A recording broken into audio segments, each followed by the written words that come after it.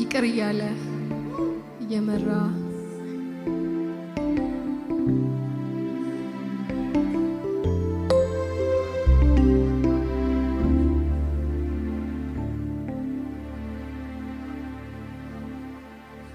የምህረት አምላክ ነው እግዚአብሔር። ይምራል እግዚአብሔር፣ ይቅር ይላል እግዚአብሔር።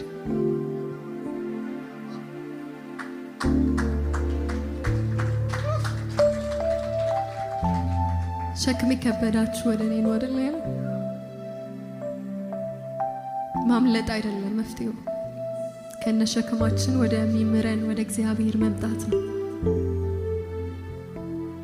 የምህረት አምላክ ተምረናል በእግዚአብሔር። ሃሌሉያ። እስቲ ምስጋናችሁን ለዚህ ጌታ አምጡ እያጨበጨባችሁ።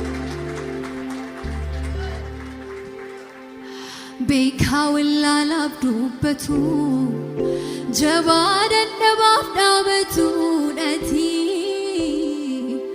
ጋሪና ከኬንጅራቱ